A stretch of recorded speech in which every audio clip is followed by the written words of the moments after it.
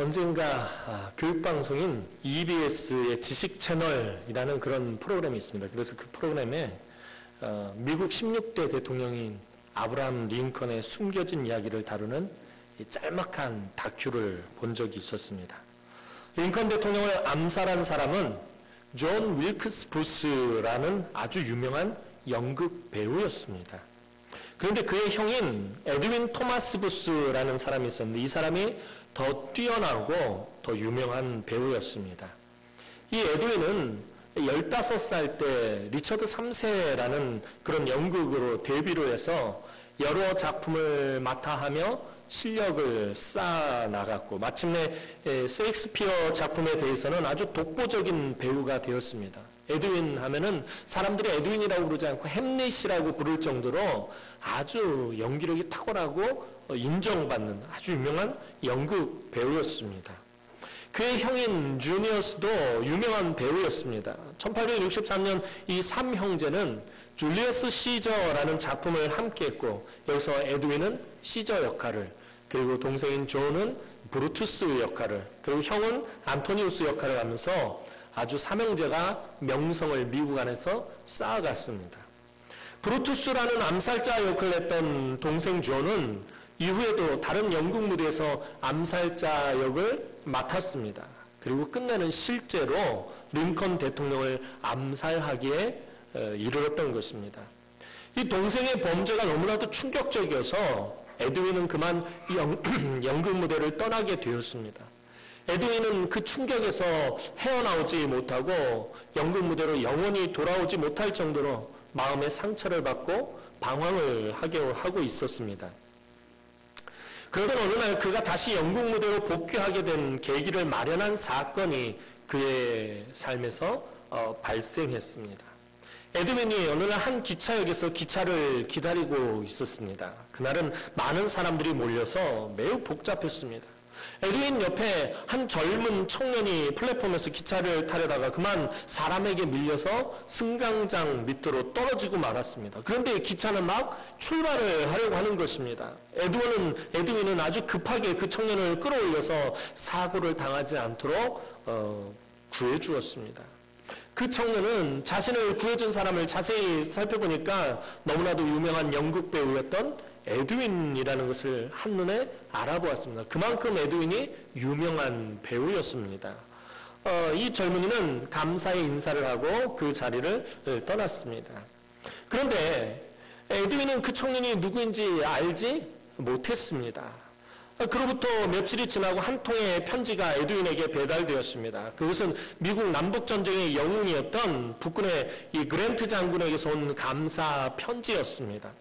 에드윈이 살려준 젊은이는 바로 아브라함 링컨 대통령의 아들인 로버트 링컨이었던 것입니다. 에드윈은 그 편지를 죽을 때까지 주머니에 넣고 다녔고 다시 연극 무대로 돌아갈 용기를 얻게 되었습니다. 두 형제 중에 동생은 링컨 대통령을 죽이고 그 형은 링컨 대통령의 아들을 살려준 것입니다. 거짓말 같죠? 다들 불신론으로 지금 저를 쳐다보고 계셔서 물어본 말이에요. 이 거짓말 같은 이야기는 사실이라고 합니다. 에드윈 부스와 존 부스는 아버지도 같고 어머니도 같고 연극 배우라는 직업도 같았으며 연극에 대한 열정도 같았습니다. 그러나 한 사람은 살리는 일을 선택했고 또 한 사람은 죽이는 일을 선택했습니다. 다시 말해서 한 사람은 생명을 선택했고 한 사람은 죽음을 선택한 것입니다. 너무나도 드라마 같은 일이지만 이런 일은 에드윈과 존 두 형제에게만 해당되는 일이 아닙니다. 왜냐하면 성경은 우리에게 선택을 요구하고 있기 때문입니다. 하나님이 사람을 지으신 이후 사람에게는 끊임없이 선택이 요구되었고 선택이 시작되었습니다. 시편을 시작하는 시편 1편에서 성경은 복 있는 사람의 길과 악인의 길 둘 중에 하나를 분명히 선택할 것을 요구하고 있습니다. 시편 1편은 150편에 달하는 그 시편의 서론과 같은 격입니다. 그런데 이 서론에서 강조하고 있는 것이 무엇이냐면은 이 시편을 뿐만 아니라 성경을 읽는 독자들에게 this or that을 요구하고 있다는 것입니다. 이것이냐 저것이냐 분명히 하라는 것입니다. 이것을 선택하든지 저것을 선택하든지 그것을 분명히 할 것을 성경은 우리에게 말하고 있습니다. 아담과 하와는 선악을 알게 하는 나무의 열매를 먹기로 선택했습니다. 그의 아들 아벨은 하나님을 선택했고 가인은 살인을 선택했습니다.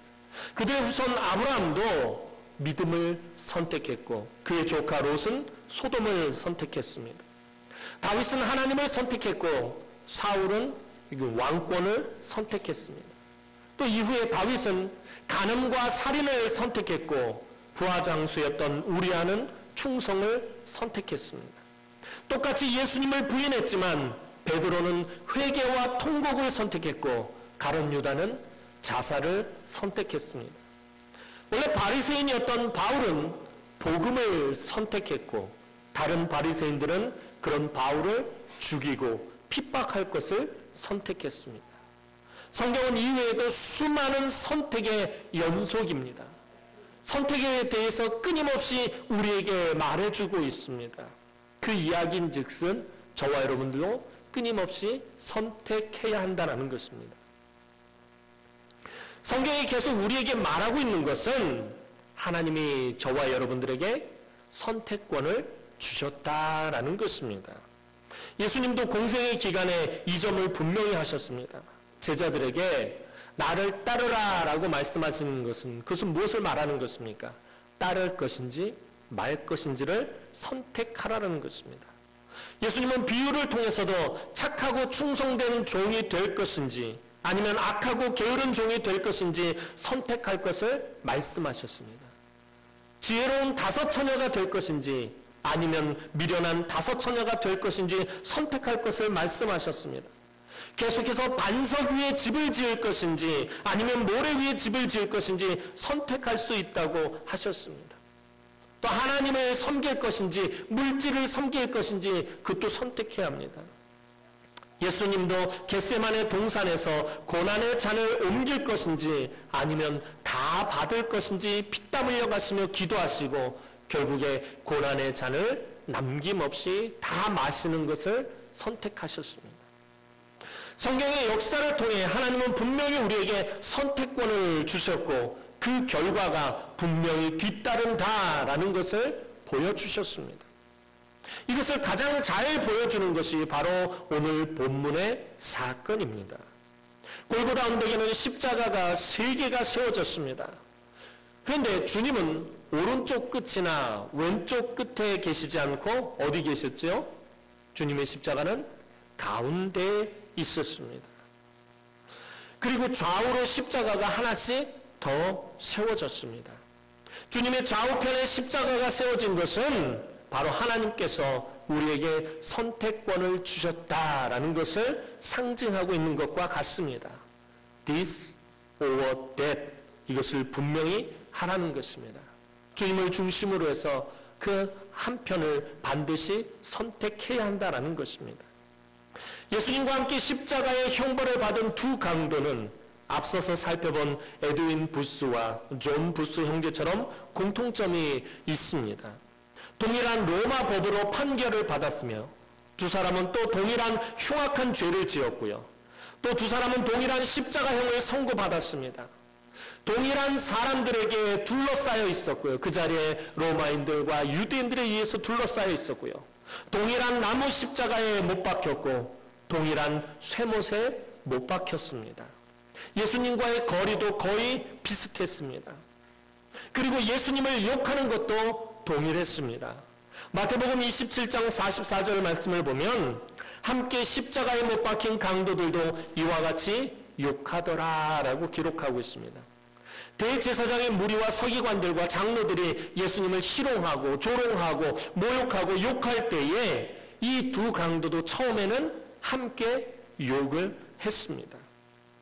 한 강도는 고통 때문에 악에 받쳐서 예수님 욕하기를 쉬지 않았습니다.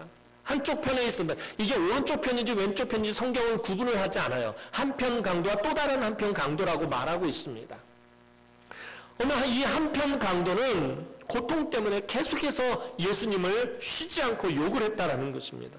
오늘 39절 말씀 보면 달린 행악자 중 하나는 비방하여 이르되 네가 그리스도가 아니냐 너와 우리를 구원하라 하되, 이 말은 예수님을 믿지 않고 대적하던 대제사장의 무리들이 예수님에게 하던 말이었습니다. 그들이 예수님의 수많은 기적과 놀라운 역사를 보고도 믿지 못하고 하던 말이 바로 이것이었습니다. 한편 강도도 그들과 똑같은 시각으로 예수님을 바라보고 예수님을 믿지 못하고 쉴 새 없이 주님에게 욕을 퍼부었습니다. 그런데 다른 한편 강도는 다른 선택을 하기 시작했습니다. 지난 고난주간 특세 때 말씀드린 것처럼 그간 나사렛 예수에 대해 아는 정보는 하나도 없었습니다. 그가 십자가에 못 박히기 전까지 예수님을 만난 적도 없습니다. 예수님에 대한 정보를 정확하게 아는 일이 없어요. 이 사람 흉악한 죄를 짓느라고 예수님에게 관심도 없었고 그는 지금까지 범죄자로 계속 살아왔었습니다. 예수님에 대해서 아는 정보가 없어요.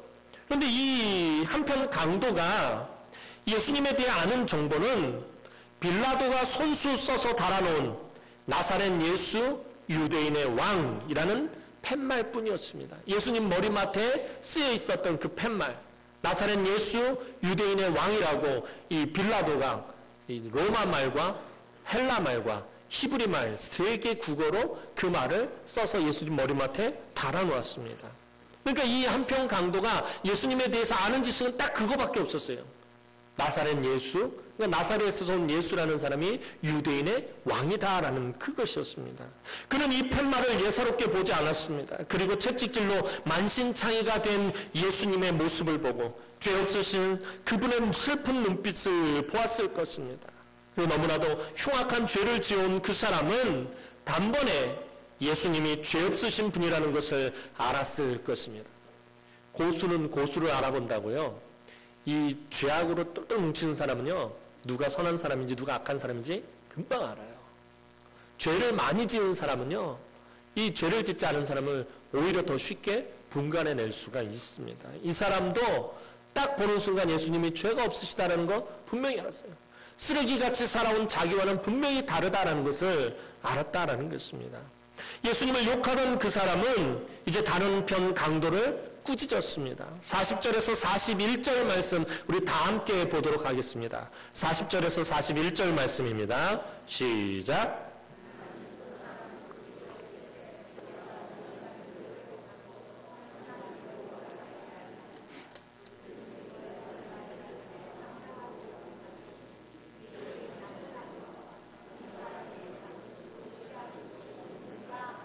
아멘. 자, 너와 내가 동일한 죄를 받고 그래서 동일한 십자가의 형벌을 받았고 너와 나는 분명히 죄가 있어서 지금 그 형벌을 받지만 이 사람은 형벌을 받을 죄를 지은 것이 없다라고 말하면서 다른 쪽에 있었던 예수님을 쉴 수 없이 욕하던 그 강도를 꾸짖었습니다. 이 강도는 아무리 십자가의 고통으로 악에 바친다 해도 이제는 자신이 더 이상 예수님을 희롱하거나 욕을 할 수가 없었습니다. 그리고 그는 아주 중요한 결단을 내리고 중요한 선택을 합니다.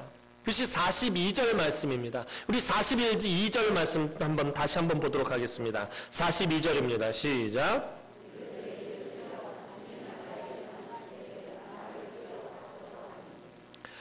이 강도가 지금 무엇을 선택했습니까? 예수의 나라를 선택하기로 결단했습니다. 그리고 자기의 선택을 예수님에게 말했던 것입니다. 근데 예수님에게 나라가 있다는 걸 어떻게 알았을까요? 아까 말씀드렸던 것처럼 나사렛 예수 유대인의 왕이란 그 팻말 때문에 그래요. 유대인의 왕이란 그 팻말을 보고 유대인의 왕이라면 반드시 그 나라가 있을 것 아닙니까? 그 나라를 선택했다는 거예요. 예수의 나라를 선택하기로 결단하고 그것을 예수님에게 말한 것입니다. 그 나라에 들어갈 수 있는 선택을 할 수만 있다면, 예수님, 만약에 내가 그 나라에 들어갈 수 있는 선택을 할 수만 있다면 예수의 나라를 선택할 것이니 그 나라에 내가 들어갈 수 있겠습니까? 라고 지금 예수님에게 묻는 것입니다. 당신의 나라가 임할 때에 나 같은 죄인이 그 나라에 들어갈 수 있겠습니까? 내가 그 나라를, 당신의 나라를 선택할 수 있겠습니까?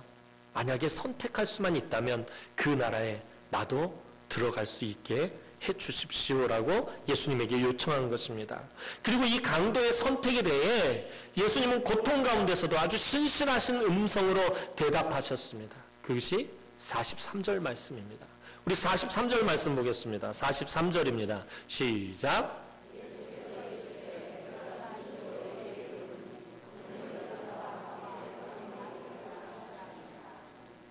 아멘. 그리고 그는 그 자신이 선택한 대로 되었습니다. 하나님은 골고다 언덕에서 동일한 죄의 형벌을 받은 흉악한 두 죄인에게 선택권을 분명히 주셨습니다. 사실 죽어 마땅한 이 흉악한 죄인들에게 이 선택권은 너무나도 큰 하나님의 선물이자 영광입니다. 지금 그들의 죄로 인해서 십자가의 형벌을 받습니다. 십자가의 형벌은 아주 흉악한 범죄자, 극악무도한 죄를 짓거나 로마에 반역한 자들에게만 해당하는 형벌이 십자가의 형벌입니다. 죽어 마땅한 죄를 졌다라는 것입니다. 그 죽어 마땅한 죄를 지은 자들에게 하나님께서 선택권을 주셨다는 것은 이 사람들에겐 이 자체가, 선택권을 받았다는 자체가 너무 큰 영광이다라는 것입니다. 우리는 선택의 연속인 삶을 살아가면서도 우리 삶 가운데서 그러죠? 끊임없이 선택의 연속이라는, 아침에 일어날까 말까 선택을 했어야죠. 내가 씻고 교회를 갈까 말까 선택을 해야죠. 아침을 먹고 갈까 말까 선택을 해야 되고요. 또 교회에 와서 내가 졸까 말까 선택을 해야 되고요. 여러분들 조는 것 그냥 졸음이 와서 내가 조는 게 아니라 여러분들 그것도 선택이에요. 내가 선택한 거예요. 졸지 않으려고 그러면 허벅지를 꼬집든지 볼펜으로 꼬집든지. 허벅지가 멀쩡하게 살아있으면 안 돼요. 선택의 연속이다라는 것입니다. 저와 여러분들은 이 선택의 연속 속에서 살아가면서도 한편으로는 우리가 삶의 대부분의 영역에서 선택권이 없이 살았다라고 그렇게 생각을 합니다. 나한테는 선택권이 없었다라고 생각을 해요. 무엇 때문에 그럴까요? 잘 한번 생각해 보시기 바랍니다. 나의 성별은 내가 선택한 것이 아닙니다. 저는 남성으로 태어났고요. 또 우리 권사님 집사님들은 여성으로 태어났고요. 이 성별은 내가 선택한 것이 아닙니다. 나의 부모, 형제, 가족들도 내가 선택한 것이 아닙니다. 내가 한국에서 그리고 이 대구에 태어난 것도 내가 선택한 것이 아닙니다. 나의 IQ를 비롯한 재능, 내가 선택한 것이 아닙니다. 그죠? 우리에겐 내가 선택하지 않은 것도 또한 많다라는 것입니다. 저는 늘 전에도 계속 말씀드렸지만 가난한 집에서 태어났고 머리가 좋지 않아서 공부를 썩 잘하지 못했습니다. 언젠가 한번 금요 차례 때 말씀드렸을 거예요. 제 IQ가 2자리예요. 3자리가 아니에요. 갑자기 왜 절망의 눈으로 저를 쳐다보십니까? 담임 목사를 잘못 뽑았다라는 표정이 역력하면 제가 89인가 98인가 그래요. 돌고래가 70이라고 그러대요. 돌고래하고 저하고 거의 막상막하라는 얘기인데 조금 기분이 나쁘더라고요. 어쨌든 그렇게 머리가 썩 좋은 편이 아니에요, 제가. 그래서 이 공부하고 그렇게 친하지가 않았어요. 이게 공부는 친하자고 달려오는데 늘 공부를 이렇게 밀어치고서는 노는데 주력했던 사람이 접니다. 이렇게 별로 그렇게 썩 좋지가 못했어요. 물론 근데 우리 오만이 생각은 전혀 다릅니다. 우리 어머니 권사님이 늘 하시던 말씀이 있어요. 하도 많이 했던 말씀. 너는 머리는 좋은데 노력을 하지 않았어 그래. 아마 여기 계신 어머니들 아마 자녀들한테 이 말 제일 많이 했을 거예요. 그죠? 어머니들에게는 자기 자녀들은 특별한 존재죠. 너는 정말 IQ가 뛰어나. 넌 정말 머리가 뛰어난데 노력을 안 해서 그래. 넌 노력만 하면 서울대 갈 수 있을 거야. 귀에 못이 박히도록 들었습니다. 아무리 생각해도 머리가 좋지는 않았던 것 같습니다. 머리도 좋지 않고 노력도 안 했던 것입니다. 아무튼 우리는 이런 선택권이 없는 것에 대해 때로는 화가 날 때가 있어요. 제 친구는 되게 공부를 잘해서 서울대 의대를 갔어요. 똑같이 뭐 주일학교에서 잘하고 유년부, 초등부, 중등부, 고등부를 딱 지났는데 이 친구는 서울대 의대를 갔어요. 화가 나는 거예요. 내가 머리 나쁘고 공부 안 한 건 생각 안 하고 하여튼 화가 나는 거예요. 왜 나는 머리가 나쁘게 태어났을까? 그 친구는 IQ가 되게 높거든요. 나도 저 친구처럼 IQ가 높게 태어났으면 나도 서울대 갔을 수 있을 텐데. 모든 것이 너무나 불공평합니다. 그룹 총수의 아들로 태어나고 좋은 머리와 확실한 비주얼과 또 우월한 기록지와 재능을 가진 금수저로 태어났더라면 하는 생각을 누구나 한 번쯤은 해봤을 것입니다. 우리 청년들 그렇지 않나요? 저 볼품없는 비주얼과 전혀 쓸모없는 저 기록지들은 도대체 어찌할꼬. 우리 흙수저들. 금수저로 태어났으면 하는 생각들 누구나 한 번쯤은 해봤을 것입니다. TV를 보면은 이 금수저들 뭐 이상 야릇한 그 유명한 슈퍼카들을 타고서는 다니고 외국에서 뭐 한국에서 막 돈을 물쓰듯이 펑펑 쓰고 조금 더 부족함 없이 사는 그 모습을 보면서 나도 금수저로 태어났더라면 하는 생각을 해봤을 것입니다. 때로는 삶의 여러 가지 열악한 형편과 처지와 상황 때문에 화가 나기도 합니다. 너무나도 가난했던 시절 우리 부모님은 사실 엄청난 부자인데 지금 외국에서 장사를 하고 있다가 언젠가는 나를 찾으러 올 거야 라는 이런 철없는 생각을 해보기도 했을 것입니다.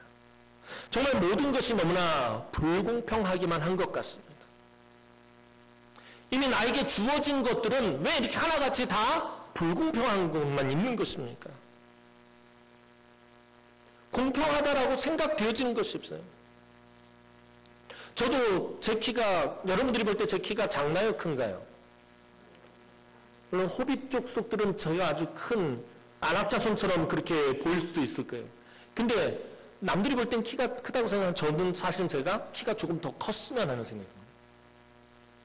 어머니 이왕 조금만 더 크게 그런 유전인자를 좀 조합을 해주시지. 아니 어머니 아버지 이렇게 조합이 좀 이렇게 영엉성했나 싶기도 하고요.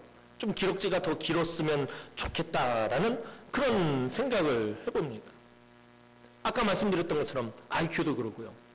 뭔가 이렇게 나에게 이미 주어진 것들을 돌아보면 다 불공평한 것밖에 없다라는 생각이 드는 거예요. 아니, 내가 이럴 텐데 너희들은 어떡하겠냐. 암울하잖아. 고개를 너무 숙이지 말고 그렇게 너무 긍정적으로 그걸 받아들이면 안 되지. 좀 빠닥빠닥 하면서는 좀 대들어야지. 그지? 예. 불쌍한 것들. 하지만 하나님은 이 모든 것을 한 방에 훅 날려버릴 선택권을 주셨다라는 것입니다. 비록 불공평해 보이는 이미 선택되어진 것들이 내 삶에 넘쳐나서 다 불공평하다라고 화가 나겠지만 그런 것들을 한 방에 확 흘려 날려버릴 그런 선택권을 하나님 우리에게 주셨다라는 거예요. 금수저로 태어났든 흙수저로 태어났든 이전까지의 모든 선택을 모두 흡수해버릴 너무나도 중요한 선택권을 주셨습니다. 이 선택권은 하나님이 에덴 동산을 만드시고 그 동산 중앙에 선악을 알게 하는 나무를 심으면서부터 시작됐습니다. 저는 아담이 그 나무 때문에 망하게 되었다고 생각하며 이 나무를 하나님께서 주신 것을 이상하게 생각했었습니다. 아니 그 나무를 따먹을 줄 뻔히 아시면서 왜 그 나무를 거기다 심어두셨을까? 왜 그것을 먹을 것인지 안 먹을 것인지 선택권을 아담에게 주셨을까?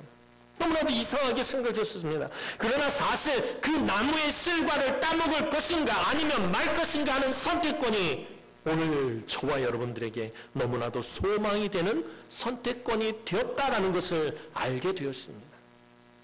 바로 이 선택권이 이 땅에서의 내가 불공평하다고 생각했던 모든 것들을 다 날려보낼 수 있는 하나님의 은혜와 하나님의 능력인 것입니다. 여러분 한번 생각해 보시기 바랍니다. 내가 태어나면서부터 나의 비주얼, 나의 성격, 나의 재능, 나의 지식, 나의 배경을 비롯한 삶에 대한 모든 것을 내가 다 선택하고 내가 태어나면서도 나는 키가 한 1m 90 정도 되고 정우성과 현빈을 조합한 듯한, 박보검을 조합한 듯한 그런 비주얼과 조언과 같은 우월한 기럭지, 그런 그 다음에 몸짱과 같은 식스팩을 달고 있는 아주 엄청난 그런 몸, 그리고 모든 것을 포용할 듯한 넓은 성격, 그리고 노래도 잘하고 싸움도 잘하고 악기도 잘 다루고 또 시도 잘 쓰고 글도 잘 쓰고, 하여튼 이런 여러 가지 재능들. 그 다음에 우리 아버지가 빌 게이츠야. 이런 배경. 다들 왜 점점 더 절망의 속으로 들어가시죠?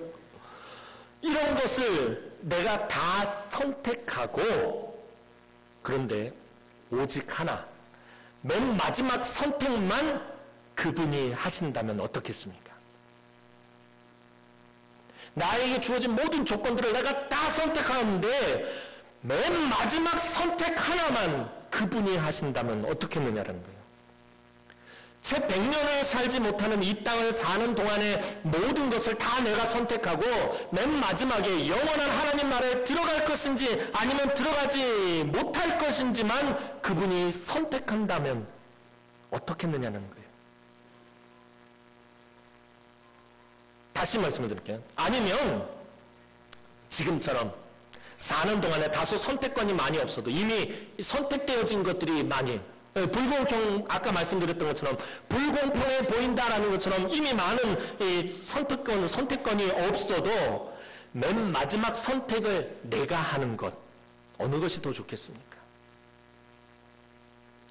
머리가 나쁜 제가 아무리 생각을 해봐도 맨 마지막에 그 한 번의 중요한 선택권이 나에게 있다라는 게 그렇게 불공평하지는 않은 것 같다는 거예요. 맨 마지막에 하나님 나라에 들어갈 것인가 말 것이냐 이 선택권이 나에게 있다라면, 그래서 내가 이전까지 어떤 삶을 살았을지 몰라도 맨 마지막에 나는 하나님 나라에 들어가겠다라고 선택을 해서 그 나라에 들어가는 선택권을 내가 가지고 있다라는 건, 그렇다면 그렇게 불공평한 것만은 같지는 않다라는 것입니다. 이 한 번의 선택권은 어찌 보면 특권과도 같은 것입니다. 오늘 예수를 선택하고 예수의 나라를 선택하고 그 나라를 차지한 강도에 대해서 자세한 다른 정보는 없습니다. 그가 이전에 어떤 삶을 살았는지 정확하게 알 수는 없지만 흉악한 강도였다라는 그의 삶을 유추해 볼 때, 그가 십자가 형벌을 받을 정도로 흉악한 죄인이었다라는 것, 그의 삶을 유추해 볼 때 그가 골고다에 오기까지는 잘못된 선택의 연속된 삶을 살아왔을 것이다라는 것입니다. 그렇겠죠? 그가 십자가 형벌을 받을 만큼 극악무도하고 흉악한 죄를 지었다면 지금까지 그의 삶의 선택들은 다 잘못된 선택들을 해왔을 것이다라는 것입니다. 출생에 대해 불평과 원망 속에서 악한 친구들을 선택했고요. 흉악한 죄를 짓는 친구들을 선택했고, 왜곡된 가치관을 선택했고, 악한 행동들을 선택했습니다.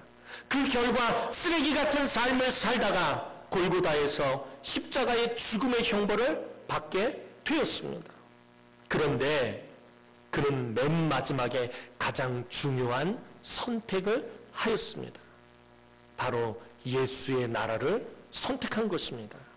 그 한 번의 선택이 지금까지 그가 잘못해왔던 모든 선택들을 쓸모없게 만들어버렸다는 것입니다. 지금까지 그의 잘못된 선택들이 더 이상 그의 남은 인생에 영향력을 행사할 수 없게 되었습니다. 그는 지금 낙원에 있다라는 것입니다. 지금 예수와 함께 낙원에 있다라는 것입니다. 사랑하는 성도 여러분, 그리고 사랑하는 우리 청년 여러분, 오늘 우리는 지금의 삶을 바라보면서 불평과 후회를 할 때가 많습니다. 친구, 또 학과, 직업, 이것을 선택한 것을 후회할 때가 있어요. 내가 더 좋은 친구들을 사귈 수 있었을 텐데 돌아보면서 후회할 수도 있었고요. 그때 내가 다른 학과를 선택했었어야 되는데 대학을 졸업하고 직장을 취업 준비를 하면서 그런 후회를 할 수 있었어요. 이과로 갈 걸, 이공계로 갈 걸 그랬나? 그러면서 학과에 대해서 후회를 할 수가 있고요. 또 직업을 선택하고 한참 지난 다음에 이게 적성에 맞지 않아요. 그래서 아, 내가 직업을 잘못 선택했구나. 직업에 대해서 후회할 수도 있어요. 아주 심각한 경우인데요. 심지어 배우자를 잘못 선택했을 수도 있습니다. 내가, 왜 다들 표정들이 그러세요? 너무 긍정의 표정을 짓지 마세요. 내가 그때 꽃순이를 만나서 결혼을 했었더라면, 내가 그때 신성애 씨를 만나서 결혼을 했었더라면, 그렇죠? 심할 경우에는 배우자에 대해서도 여러분들 잘못 선택할 수도 있습니다. 나는 왜 이렇게 태어났지? 내가 그때 한 선택을 바꿀 수만 있다면, 아, 그때 내가 대학 그 과를, 그걸 말고 다른 걸 선택했었더라면, 내가 그때 여러 곳에, 내가 그때 직장 이곳을 선택했었더라면, 내가 그것을 지금 바꿀 수만 있다면, 이렇게 후회하고, 이렇게 불평할 때가 있어요. 물론 이것을 다시 되돌릴 수는 없어요. 바꿀 수만 있다면, 그때 그 선택을 내가 바꿀 수만 있다면 하고, 우리가 후회를 하면, 물론 이것을 다시 되돌릴 수는 없습니다. 하지만, 영원한 하나님 나라에 대해 바른 선택을 저와 여러분들이 한다면, 오늘 이 한평 강도처럼 여러분들이 예수와 예수의 나라를 선택한다면 이 땅에서 모든 잘못된 선택을 무력하게 할 수 있다는 것입니다. 이 마지막에 중요한 선택 한 번이 그동안 내가 잘못 선택한 모든 것들을 다 무력화시킬 수 있다는 것입니다. 그 선택권을 하나님께서 저와 여러분들에게 주셨고, 이제 선택은 여러분의 몫입니다. 같은 어머니의 배에서 태어나서 한 어머니의 젖을 먹고 한 집에서 자란 두 형제가 한 명은 생명을 선택하고 한 명은 죽음을 선택할 수 있습니까? 어째서 두 강도가 동일한 예수를 보았는데, 동일한 죄를 짓고 동일한 형벌을 당하고 동일한 예수를 보았는데, 하나는 그분을 욕하는 것을 선택하고 다른 하나는 그분의 나라를 선택할 수 있는지 솔직히 잘 모르겠습니다. 분명한 것은 하나님께서 우리에게 너무나도 귀한 마지막 선택권을 주셨고, 하나님은 그 선택을 철저하게 존중하신다라는 것입니다. 저와 여러분들에게 아주 중요한 선택권을 주셨고, 저와 여러분들이 선택한 그 선택을 하나님은 철저하게 존중해 주신다는 것입니다. 오늘 우리 사랑하는 나무의 성도 여러분은 이곳에서 예배하는 아주 좋은 것을 선택하셨습니다. 예수를 선택하셨고요, 예수의 나라를 선택하셨습니다. 우리 청년들도 마찬가지입니다. 주일 오후 이 고난 시간, 또 황금과 같은 이 시간에 예배를 선택했습니다. 좋은 것을 선택했습니다. 예수님이 마리아에게 하신 말씀이 무엇입니까? 마리아는 좋은 것을 선택하였으니 저가 이것을 빼앗기지 아니하리라. 좋은 것을 선택했기 때문에 빼앗기지 않겠다라고 예수님 분명히 말씀하셨습니다. 오늘 마리아처럼 이 선택을 빼앗기지 마시기 바랍니다. 뿐만 아니라 여러분의 최후의 선택권도 빼앗기지 마시기 바랍니다. 지금까지 여러분의 삶이 어떠했는지 그것은 중요하지 않습니다. 지금까지 여러분들이 수없이 수백 번, 수천 번, 수만 번 잘못된 선택을 했다 할지라도 그것 중요하지 않습니다.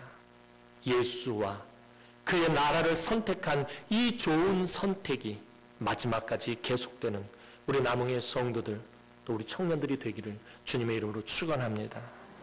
기도드리겠습니다. 사랑과 은혜가 많으신 아버지 하나님, 은혜와 사랑을 진심으로 감사를 드립니다. 오늘도 예배를 선택하며 이 좋은 것을 선택하며 아버지 앞에 나온 사랑하는 주의 귀한 우리 남흥의 권속들을 하나님 축복하여 주옵소서. 예수와 예수의 나라를 선택한 자가 지금 낙원의 주님과 함께 있음을 보게 하시고, 하나님 이 좋은 것, 이 선택한 것을 마리아처럼 빼앗기지 않게 하여 주옵소서.